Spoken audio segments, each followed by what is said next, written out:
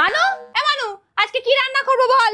যা হোক করো না, খেয়ে নেবো। না তুই আজকে বল কি খাবি, আমি সেটাই রান্না করব। যা ইচ্ছা। যা হোক যা ইচ্ছা এসব বলে কোনো খাবার হয় না। ঠিক ঠিক করে যদি কোনো খাবারের নাম বলতে পারিস তবে আজকে রান্না হবে, না হলে রান্না হবে না।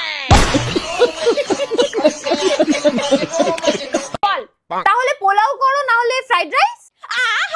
পোলাও ফ্রাইড রাইস, এখানে কি পিকনিক হচ্ছে? আমি কি রাঁধুনি? হ্যাঁ, সারা দিন সারা জীবন বাইরের খাবার খেয়ে খেয়ে তোদের জিভটা পচে যায় না রে? তাহলে তোমার যেটা ভালো লাগে করো না।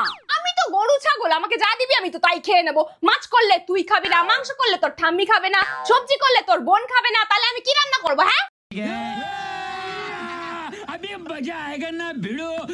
তাহলে তুমি তোকে আর বলতে হবে না, আমি ঝিঙে আলু ডাটা দিয়েই ভালো করে ঝোল করে নেবো। খাবি, পেটটা ঠান্ডা হবে। তুমি তো সেই নিজের ইচ্ছা মতোই করবে, তাহলে আমাকে জিজ্ঞাসা করো কেন? আমার যা ইচ্ছে তাই নয়, যা খেলে তোদের উপকার হবে, যেটা খেলে তোদের ভালো হবে शाबाश बेटा, बहुत बढ़िया।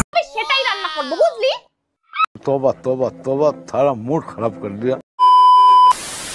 আমার না 21 বছর বয়সে বিয়ে হয়ে গিয়েছিল। তোর বড় মা আমাকে ভোর 4টে থেকে উঠিয়ে ঘরে সব কাজ করাতো। আমি সারাটা দিন হাত পুড়িয়ে রান্না করতাম, আর আমার ভাগ্যে এতটুকু খাবারও জুটতো না রে। ওরা ঘরের মধ্যে চানাচুর মুড়ি সিঙ্গারা মেখে খেত, কিন্তু আমাকে কোনোদিন একটা সিঙ্গারাও দেয়নি। गजब बेइज्जती है। আমি সবসময় মুড়ি দিয়ে জল ভিজিয়ে খেতাম। তোর বাবার যখন চাকরি চলে গেল, আমাকে আর তোর বাবাকে সংসার থেকে আলাদা করে দিল। তোদের দুটো বাচ্চাকে কি করে আমরা মানুষ করেছি সেসব কথা ভাবলে এখনো আমার বুক কাঁপে। ওই রে, কি করছিস সব? আরে দিদিমা, কেমন আছো গো? বসো বসো বসো, তোমার তো হাঁটুতে ব্যথা।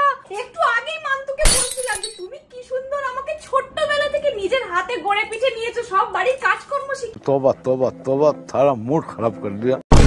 হ্যাঁ গো, তোমার পায়ের ব্যথাটা কেমন আছে? এদিকে দাও দেখি, আমি টিপে দিচ্ছি। এই তুমি চা খাবে? কর। আর একটু বড় মুড়ি মাখাই সিঙ্গারা দিয়ে চানাচুর দিয়ে। তুমি খেতে তো কত ভালোবাসো, আমি তো জানি। এই মাত্র যা যা জানি সিঙ্গারা নিয়ে আয়।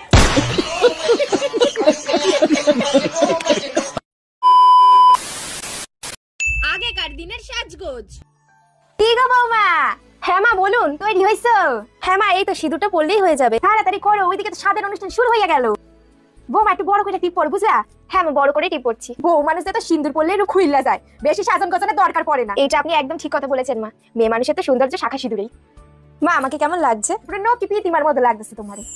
চলুন মা। হ্যাঁ হ্যাঁ চলো চলো, আমি শাড়ি আলতা সিঁদুর নিয়ে আনিছি, চলো। এখনকার দিনের সাজগোজ। বলি ও বৌমা, বৌমা তুমি এখনো তৈরি হও নাই? হ্যাঁ মা, আমি কি করে তৈরি হবো বলুন তো? আমার মেকআপ আর্টিস্ট দিদি তো এখনো আসেনি। সামান্য পাড়ায় শ্রাদ্ধ বাড়িতে যাবা বললে তোমার এখন পার্লার দিয়ে লোক সাজাইতে আইবে? হ্যাঁ মা শুনুন, এখন শ্রাদ্ধ বাড়িতে গেল না মানুষ ব্রাইডাল মেকআপ করে সেজে যায়, বুঝেছেন তো? আর ওখানে গিয়ে আমাকে ব্লগও করতে হবে। ঠিক আছে তুমি বসে থাও, আমি চললাম। হ্যাঁ হ্যাঁ আপনি যান। কিছু বললো রে বাবা, সামনে শ্রাদ্ধ বাড়িতে যাবে বলে তার জন্য আবার মেকআপ আর্টিস্ট ডাকতে হয়েছে। দূর ছাই, ভাল লাগে না। ভাবলাম ব্রাইডাল মেকআপ করে শ্রাদ্ধ বাড়িতে যাবো, গিয়ে শ্রাদ্ধ বাড়ির ব্লগ করবো। মেকআপ আর্টিস্ট দিদি তো আসলোই না, ব্যাঙার আমার যাওয়া